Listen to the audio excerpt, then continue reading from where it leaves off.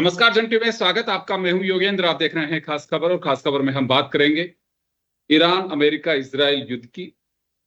2 दिन आती है खबर कि हाँ, सब कुछ ठीक होने वाला है, सेटल होने जा रहा है। ट्रंप खुद भी एक्स के अपने सोशल मीडिया प्लेटफॉर्म ट्रुथ के जरिए बता देते हैं कि बात अंतिम चरण में है और किसी भी वक्त खुशखबरी आ सकती है। लेकिन पता चलता है कि दोनों ओर से मिसाइलें दागी गई हैं, कई ड्रोन हमले हो रहे हैं। एक होर्मुज को लेकर के भी, होर्मुज पे अभी भी वही स्थिति कायम है, लेकिन होर्मुज की पोजीशन पे ऐसा लगता है कि जिसकी लाठी उसकी भैंस, इस तरह की चीजें हैं। और इसमें जो लॉजिस्टिक सेवाएं वहां से ले रहे हैं, उनके सामने बड़ी समस्या है। किसी पे अटैक हो जाता है, कोई अगर लगता है कि हम मुझ पे भारी है तो वहां से लेके निकल जाते हैं। ऐसी सिचुएशन हो रही है। खैर, लेटेस्ट अपडेट में अगर हम बात करें तो मीडिया रिपोर्ट्स या कुछ सोशल मीडिया प्लेटफॉर्म से चर्चा है कि नेतन्याहू और ट्रंप के बीच काफी बहस हुई। दूसरी तरफ इजराइल ने अमेरिकी बेस जो है खाड़ी देशों में, उनको टारगेट किया है। और अमेरिका ने ईरान पे अटैक किया है। उनकी एक वैली जो हॉर्मुज पे है, के पास में ही है, उसको भी उन्होंने कहा है कि काफी नुकसान। लेकिन अमेरिका का यह दावा है कि ये सब कुछ डिफेंस में करना पड़ा, आत्मरक्षा में। खैर, लेकिन इन हमलों के मायने क्या है? दुनिया ये देख के चलती है कि शायद कुछ ऐसे पल सामने आएंगे कि जिससे लोग इस, क्योंकि इस युद्ध का केवल 3 देशों पे असर नहीं है, बहुत भारी असर है, दुनिया उसको झेल रही है। और जब फ्यूल प्राइस जब बढ़ती हैं तो हर चीज पे उसका असर होता है, जनजीवन अस्त व्यस्त होता है। उन कंट्रीज पे भी काफी असर पड़ा है। जो सीजन का जो टाइम है, टूरिस्ट आते जाते हैं, लेकिन वो भी नहीं जा पाए। कुछ तो महंगाई और कुछ अपील का भी असर है। तो चले, हमारे साथ डॉक्टर करोड़ सिंह साहब हैं, विदेश मामलों के जानकार। हमारे साथ लेफ्टिनेंट जनरल एसवीएस कटेवा साहब हैं। डॉक्टर आदित्य कांत जी हमारे साथ में हैं। सभी का स्वागत है।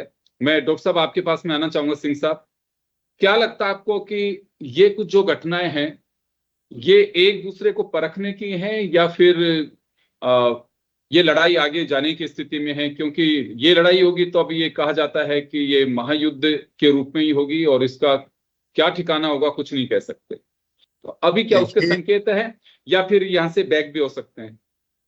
देखिए योगेंद्र जी, महायुद्ध के संकेत नहीं, प्रैक्टिकली ये महायुद्ध से भी खतरनाक स्थिति है। क्योंकि द्वितीय महायुद्ध में दुनिया में दूर दराज के छोटे देश ऐसे थे जिन पे कोई इम्पैक्ट नहीं पड़ा था। लेकिन आज जो स्थिति है ईरान को लेके, ईरान अमेरिका को, उससे दुनिया का हर इंसान पे इम्पैक्ट पड़ा है। आप और हमारे पे भी पड़ा है किसी न किसी रूप में। तो जो आप इम्पैक्ट की बात कर रहे हैं, वो नेगेटिव इम्पैक्ट तो है। वो क्यों पड़ा है? क्योंकि आज वर्ल्ड पूरा इंटरकनेक्टेड है, और इतना ये ग्लोबल विलेज की कंडीशन है। उस समय इतना इंटरकनेक्टेड नहीं था, तो इसलिए वर्ल्ड वार का इतना इम्पैक्ट नहीं हुआ। तो इम्पैक्ट तो नेगेटिव हो रहा है। अब इसका रास्ता क्या हो सकता है? देखिए, रास्ता अभी तक बातचीत मेन मुद्दों पे हुई नहीं है। अभी तक जो बातचीत हुई है वो सीज फायर को लेके, होर्मुज को खुलवाने पे। और सीज फायर होर्मुज दोनों युद्ध का कारण नहीं है, ये तो उस युद्ध से उत्पन्न हुई चीजें हैं। युद्ध के जो कारण हैं उनका अभी समाधान का कोई रास्ता नहीं है, और अभी बहुत लंबा समय लगेगा, अभी आसानी से नहीं होगा। इवन लेबनान में चौथे दौर की बातचीत हो रही है परमानेंट सीज फायर को लेके। परमानेंट सीज फायर नहीं हुआ है। गाजा का सीज फायर अक्टूबर में हुआ था, लेकिन लगातार लोग मर रहे हैं, 900 के करीब लोग मर रहे हैं। तो इसका मतलब सीज फायर तो नहीं है, वहां लेस फायर है। तो ऐसी स्थिति में कोई समाधान नहीं है। और समाधान ये कोई अमेरिका और ईरान का मामला नहीं है। अमेरिका और ईरान का दोनों का होता तो समाधान हो गया होता कभी भी का। मामला है पूरे क्षेत्र का, और पूरे क्षेत्र का कोई कंपोजिट कुछ पैकेज हो तब कुछ बातचीत हो सकती है, तभी कुछ हो सकता है। अब एक कुछ मीडिया रिपोर्ट आई थी कि ईरान ने विड्रा कर लिया है, कि कोई कम्युनिकेशन नहीं है अब हमारे और अमेरिका के बीच में। लेकिन आज ट्रंप साहब ने कह दिया कि पूरे नेगोशिएशन प्रोसेस में आयतुल्ला इन्वॉल्व है, और मेरी आयतुल्ला से भविष्य में मुलाकात भी हो सकती है। तो इसका मतलब वो ये भी चाहते हैं कि बातचीत हो।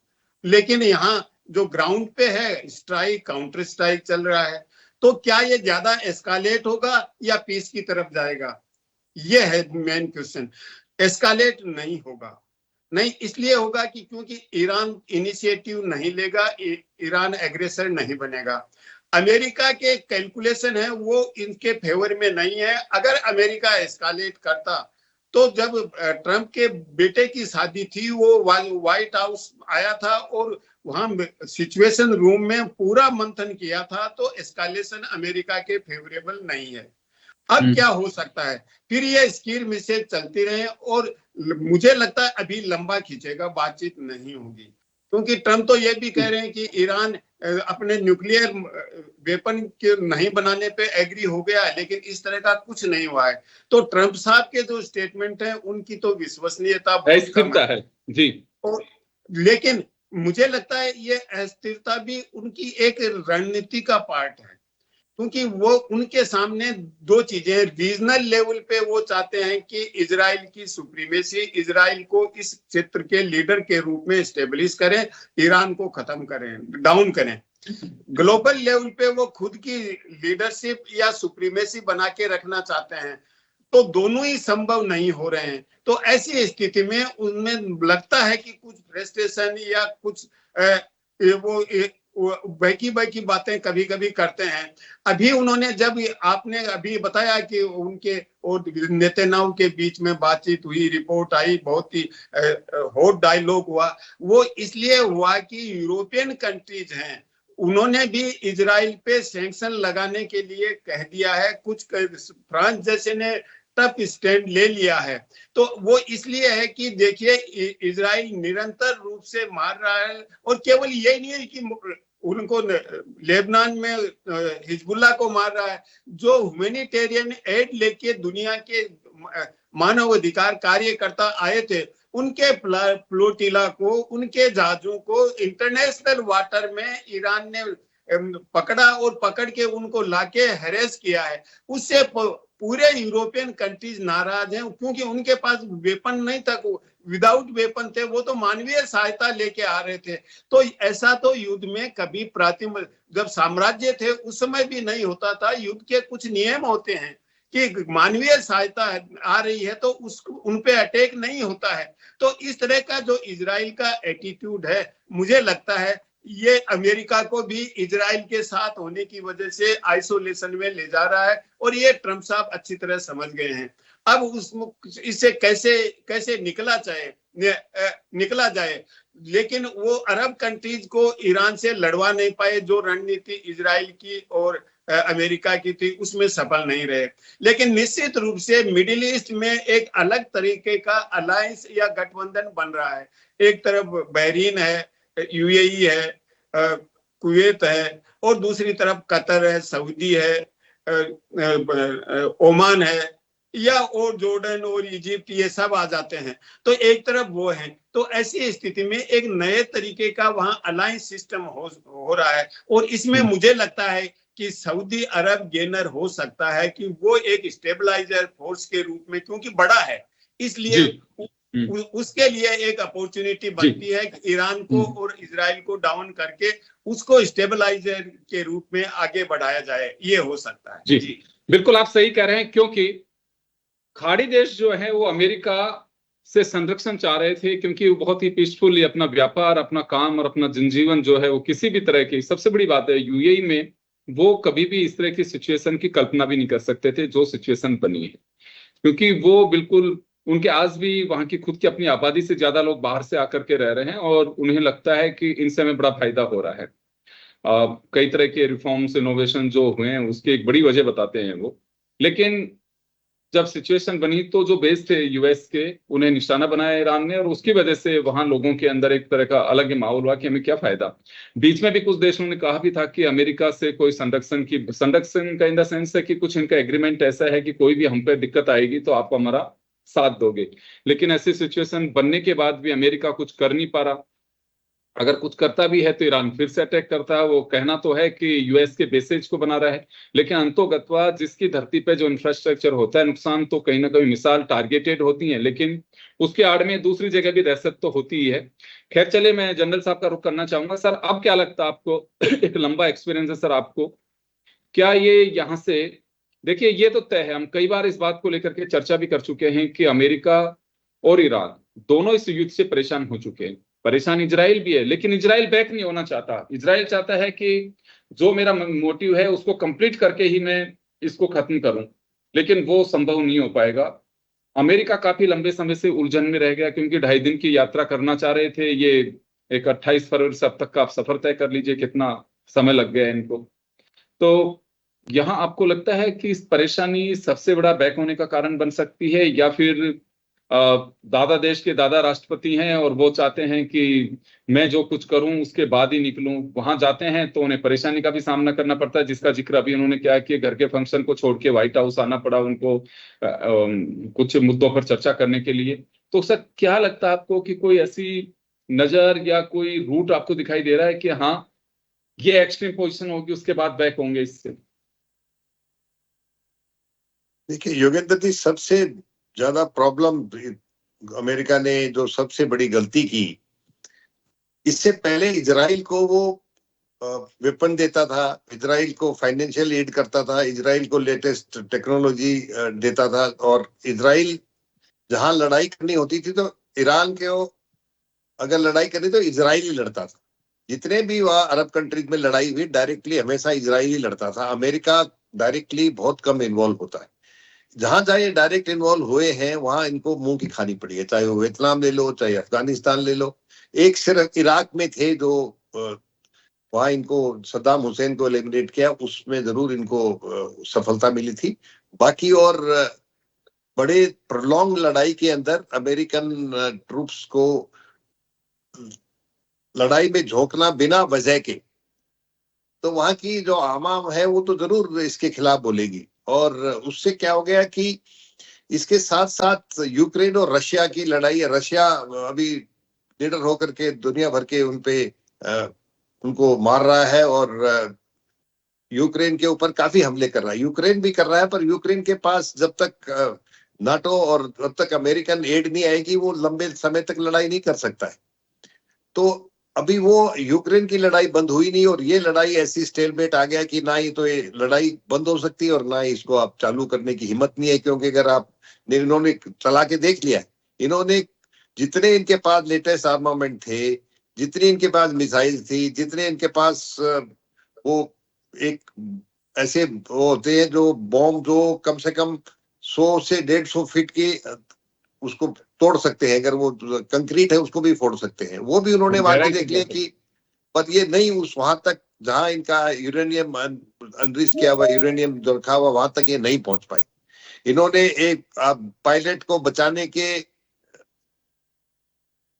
मतलब वो एक बना के कारण उन्होंने एक स्ट्राइक करने की कोशिश, रेड करने की कोशिश भी की थी, जिसमें इनके 2 बड़े हवाई जहाज भी गिरा दिए और उनको वापस आना पड़ा।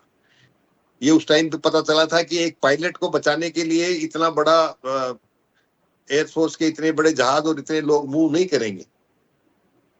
वो उसमें भी इन्होंने देख लिया कि, और डिफेंस फोर्सेस ने हमेशा इसको अपोज किया है लड़ाई को। इसीलिए आपने देखा होगा कि शुरू में कितने सारे जो आर्मी के टॉप हायरार्की थी उनको हटा दिया गया था जी। अभी इजराइल, मैं आपको पिछली बार भी अपनी इस प्रोग्राम पे जब हम बात कर रहे थे तब मैंने बताया था कि अगर लेबनान पे हमला जारी रहेगा तो ये सीज फायर बहुत जल्दी टूट जाएगा। और ये उसी हालत में आ गया कि ईरान ने बोल दिया कि हम विड्रॉ कर रहे हैं, कोई नेगोशिएशन नहीं करेंगे, क्योंकि लेबनान के ऊपर जो हिजबुल्लाह का जो सदर्न लेबनान है उसके ऊपर ये ग्राउंड फोर्सेस भी मूव कर रहा है और काफी सारे जो शहरी इलाके हैं उनको खाली करके ये फिजिकली उसको ऑक्यूपाई कर रहे हैं।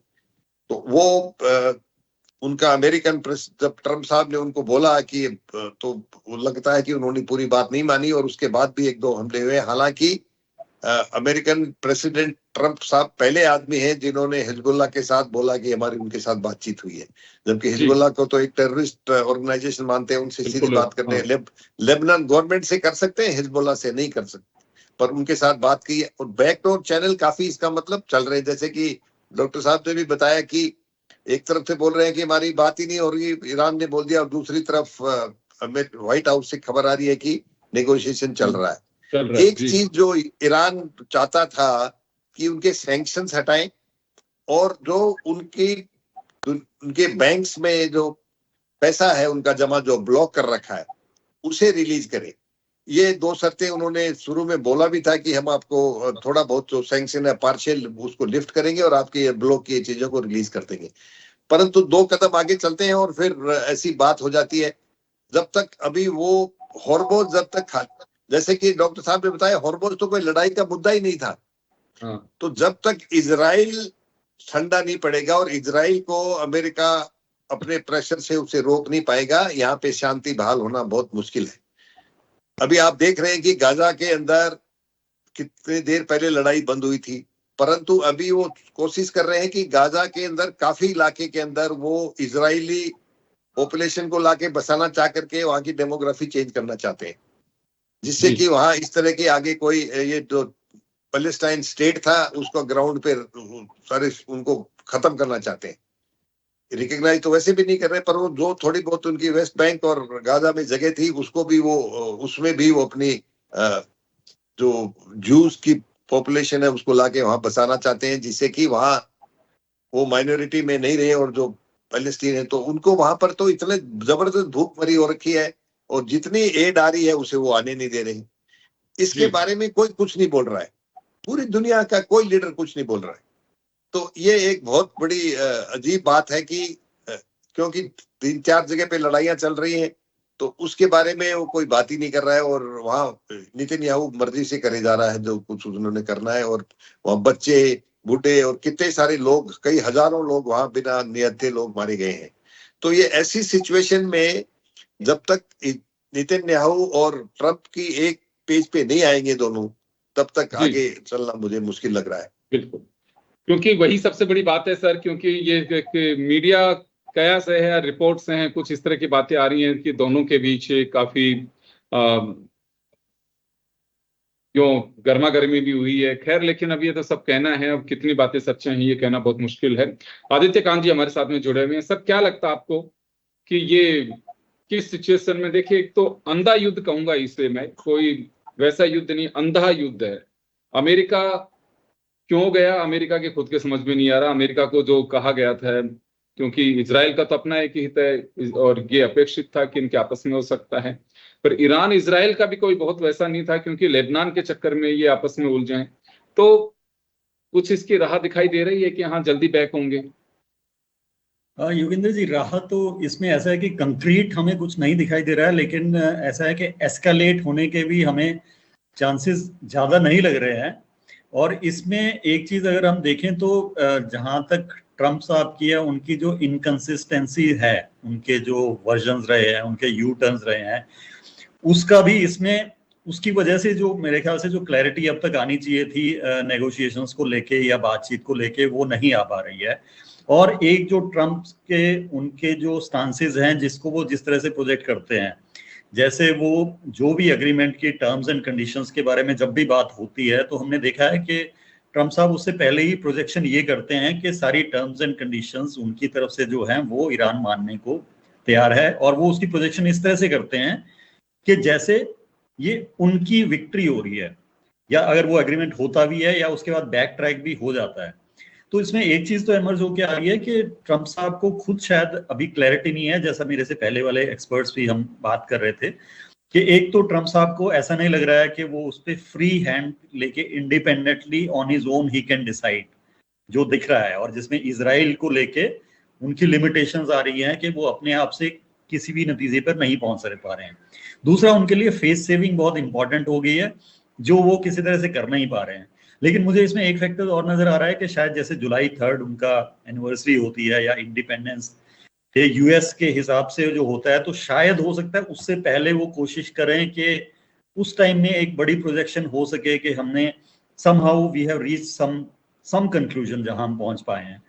तो इसमें सिचुएशन बड़ी अभी किसी को क्लैरिटी नहीं हो पा रही है, क्योंकि एक दिन कोई बात होती है, दूसरे दिन हमें लगता है कि उधर से हमला हो गया है। और इसमें एक जो सोल्यूशन मैं जो देख सकता हूँ, या अगर वो इंटेंशन उनकी हो, तो एटलीस्ट उनको शुरुआत करनी चाहिए कुछ ऐसे इश्यूज से जो नेगोशिएबल हों, जो इजीली नेगोशिएबल हों, 2 या 4 उन चीजों को बात करके अगर वो आगे बढ़े तो शायद हमें कुछ पॉजिटिव और हम इस बारे में सोच सकें, क्योंकि अभी अल्टीमेटली फायदा क्या नुकसान हर तरफ ही हो रहा है, और not only in these countries जो इन्वॉल्व है, बाकी सारी कंट्रीज में अगर आप देख रहे हैं तो इसका बिल्कुल डायरेक्ट इम्पैक्ट अब बहुत जमीनी तौर पे अब देखना शुरू हो गया है।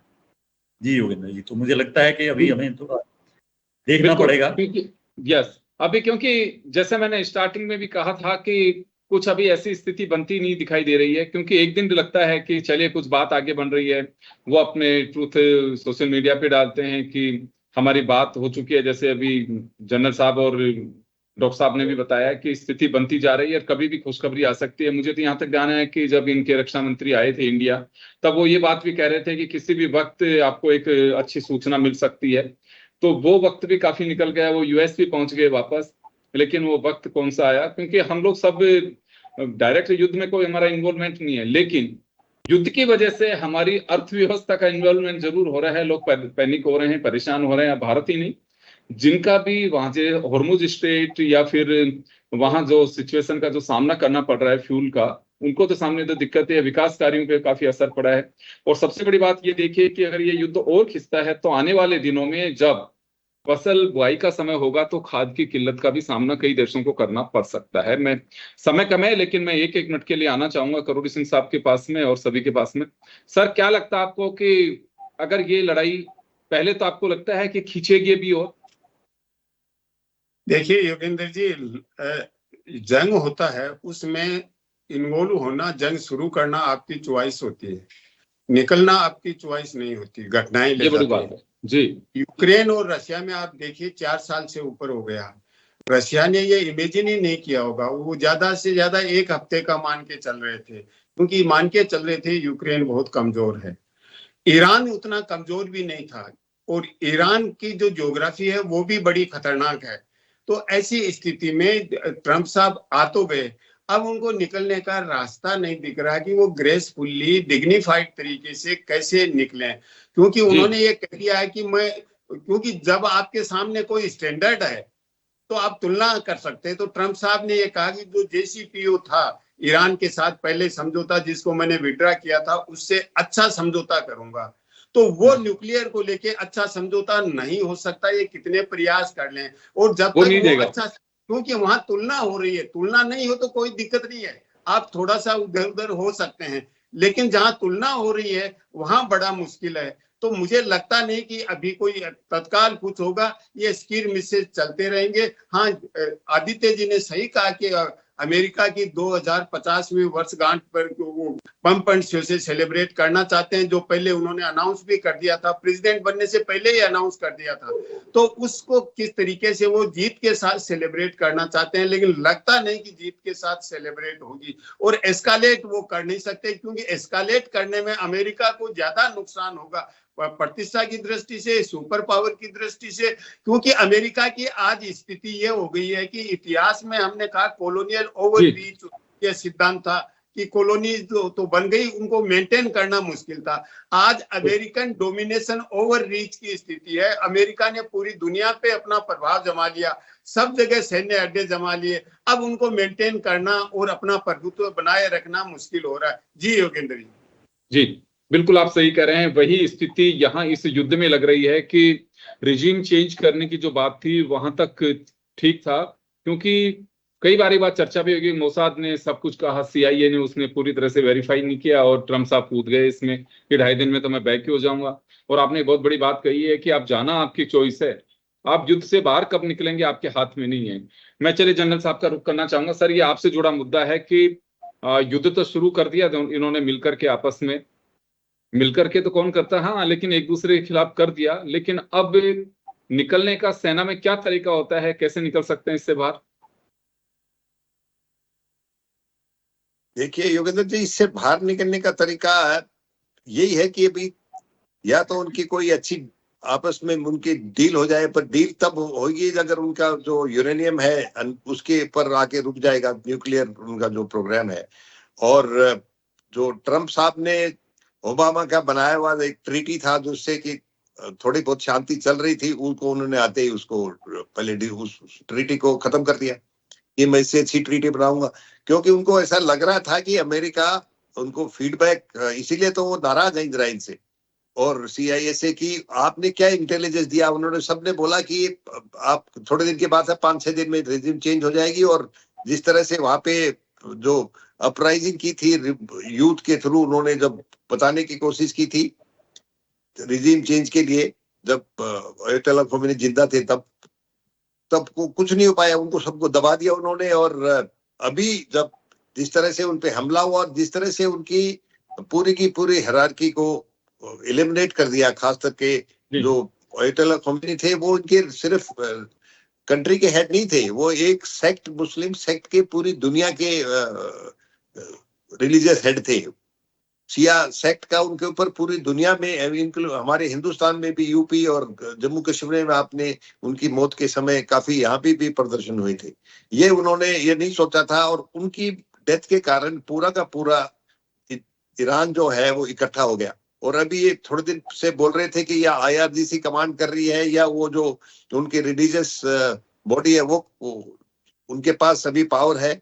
ये सब ऐसा कुछ नहीं हुआ, क्योंकि अभी खुद उनके फॉरेन मिनिस्टर ने बताया है कल की मुज्तबा खमेनी जिंदा है और उनसे बातचीत चल रही है। इसका मतलब at the helm of affairs वो जो वहां के हैं मुज्तबा वही हैं। और बंद तब हो सकता है अगर इनकी ट्रीटी हो जाए। पर मैं आपको एक बात और बताऊं योगेंद्र जी, अगर ये जिस तरह का सीज फायर चल रहा है ये भी लंबा चलता रहा तो ये भी लड़ाई इससे कम नहीं है बाकी दुनिया के लिए।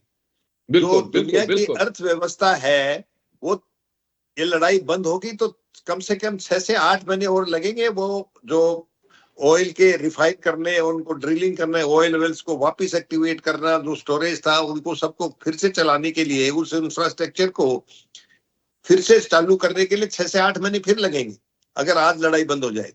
और अगर ये इस तरह का फ्रेजाइल जो सीज फायर है, जो कभी छुटपुट घटना हो गई, वो तो बाकी दुनिया के लिए तो लड़ाई जैसा ही है। क्योंकि जब तक ये चलता रहेगा तब तक ये जो यहाँ की रिक्वायरमेंट थी आपकी ऑयल की और गैस की, उसके पर तो हैम्पर हो रखा है। वहां तो जब ड्रिलिंग ही नहीं होगी तो कहां से आएगा। तो 20% दुनिया की रिक्वायरमेंट अगर बंद हो जाएगी तो हमारी अर्थव्यवस्था पूरी दुनिया की, जैसे कि डॉक्टर साहब ने बताया था, चाहे महायुद्ध नहीं हो परंतु ये अर्थव्यवस्था के लिए महायुद्ध से भी ज्यादा है। और अगर ये सीज फायर भी चलता रहा, मारकाट नहीं भी हुई, तो भी आप देखेंगे कि अर्थव्यवस्था के ऊपर इसका और भी असर पड़ेगा। तो जितना जल्दी से जल्दी इनका ट्रीटी हो जाए और जल्दी से जल्दी ये बंद हो जाए तो उसी से दुनिया का भला हो सकता है। बिल्कुल आप सही कह रहे हैं, क्योंकि कारण ये है कि ये हॉर्मुज स्ट्रेट ये एजेंडे में नहीं था, लेकिन अब आपस में इनका युद्ध भी चलता तो मुझे लगता है कि दुनिया पे इतना असर नहीं होता। लेकिन अब स्थिति ये बन गई कि वो एक ऐसा रूट है जिसकी वजह से बड़ी परेशानी का सामना है। और ये केष्म द्वीप पे जो आज अटैक किया है उसके लिए भी कहा जा रहा है, दोनों तरफ से अपने अपने आर्ग्यूज हैं। चलिए मैं 30 सेकंड के लिए आदित्य कांत साहब का रुख करना चाहूंगा। तो सर, अभी एक नई उम्मीद के साथ में फिलहाल कुछ हमें सब्र करना होगा या वेट करना होगा कि अभी फिलहाल तो कहना बहुत मुश्किल है कि इतनी जल्दी ये युद्ध खत्म होगा? नहीं, कहना तो मुश्किल है, बट वही है कि हमें होपफुल रहना चाहिए। और जैसे मैंने पहले कहा था कि इनको एटलीस्ट कुछ 2-3 ऐसे मुद्दे जो थोड़े नेगोशिएबल लगते हैं, बजाय हार्डकोर इश्यूज पे बात करने पे, कहीं पे ऐसा लगे कि अच्छी शुरुआत हो रही है तो वो, बट अल्टीमेटली इंटेंशंस पे डिपेंड करता है। और लार्जली बिकॉज इनिशिएट ये ट्रम्प साहब की तरफ से हुआ है, तो at least we should be hopeful कि ये जो हम बात कर रहे थे कि इनका जो इंडिपेंडेंस डे की एनिवर्सरी आ रही है उससे पहले ये कुछ एक आधा हफ्ता पहले कुछ इस तरह का इनिशिएटिव लेके ये ऐसा दिखाएं कि ये थोड़ा स्टेप डाउन करने के लिए तैयार हैं। तो अभी तक हमें उम्मीद के साथ ही देखना चाहिए और हमें होपफुल भी होना चाहिए, बिकॉज अल्टीमेटली इसका फायदा किसी को नहीं हो रहा है और लॉन्ग टर्म में नुकसान बढ़ता ही जा रहा है। हमारी आर्थिक व्यवस्था आपने देखा ये किस तरह से हो रहा है। तो मैं उम्मीद रखूंगा कि होपफुली एटलीस्ट एक उस डायरेक्शन में तो शुरुआत तो हो कम से कम, जिसपे हमें उम्मीदें बढ़ जाएं हमारी। बिल्कुल आप सही कह रहे हैं, क्योंकि दुनिया उम्मीद पे टिकी हुई है और रोज उम्मीद सभी करते हैं कि शायद हो सकता है कि एक लाइन में कहूं कि किसी में तो सद्बुद्धि आएगी कि ये इससे रास्ता खुलेगा। और अगर ये हॉर्मुज स्ट्रेट वाली भी अगर कोई दिक्कत नहीं होती तो मुझे लगता है कि दुनिया पे इतना व्यापक असर नहीं पड़ सकता था। हमें तो सिर्फ इसी कारण से, और अभी सिचुएशन क्या बन रही है कि क्रूड ऑयल के जो कुएं हैं उनको आप रोक नहीं सकते, उनमें डेली आपको वहां से निकालना होता है, नहीं तो कहा जाता है कि वो पानी आना शुरू हो जाता है उसमें। तो ये भी एक अलग तरह की चुनौती बताया जा रहा है कि समुद्र में उस क्रूड को बहाया जा रहा है, क्योंकि अब उनके पास स्टोरेज के लिए जगह नहीं है। खैर, तो उम्मीद की जानी चाहिए कि किसी तरह से अगर ये रास्ता साफ होता है, युद्ध खत्म होता है, लेकिन कहना आसान यूं भी नहीं है कि सिचुएशन ऐसी दिखाई नहीं देती है, रोज कोई ना कोई बात बनती है और इसी बीच कुछ नया तनाव और शुरू हो जाता है, तो उससे ये उम्मीदें भी ध्वस्त होती दिखाई देती हैं कि अब मुश्किल लग रहा है। खैर, लेकिन आदित्य कांत जी ने सही कहा कि उम्मीद पे दुनिया टिकी है और हमें भरोसा रखना चाहिए कि शायद जल्दी अच्छे दिन आएंगे इस दुनिया के जो इसमें फंसे हुए हैं। सभी का बहुत बहुत शुक्रिया। खास खबर में इतना ही, दीजिए इजाजत, नमस्कार। नमस्कार।